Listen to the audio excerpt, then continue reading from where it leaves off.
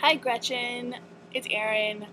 So I'm making a response video to you because I thought that this topic was really compelling and your video was really compelling, and I always find it interesting to talk to people about their marriages and their takes on relationships, especially when they've been in successful relationships. I've been thinking a lot about this lately, partly because I'm growing older. I turned 29 this past year in February, and um, it sort of freaked me out a little bit.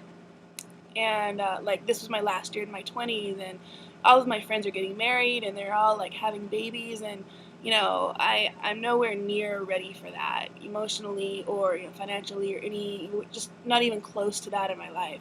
But I started thinking about, like, what do I want out of my life, and is marriage something that I want? And I have some very close friends who are having problems with their marriage, and they really regret getting married, and it's scary. Marriage is scary. My parents have been together for like almost 40 years, so it is nice to see that that sort of relationship can last. I mean, they have this really incredible bond, and they've been together since they were 15 years old, and it's just amazing to me. I mean, it's one thing to see it in them, it's another thing to be able to project that onto my own life and to be able to say that that's something that I can see happening for myself. My mom met my dad when she was 15 years old. I was a completely different person when I was 15 years old. I was a completely different person 5 times removed. I've been 5 different kinds of people since then, and I can't even imagine, I can't even conceive of the idea of being with one person for, 10 years, let alone 50 years, my whole life. I think divorce is one of the saddest things, just because it like symbolizes death of love. But then also at the same time, I can also see how it can be a really amazing thing, because it can be a sort of independence and renewal and sort of birth of a new life. But it terrifies me.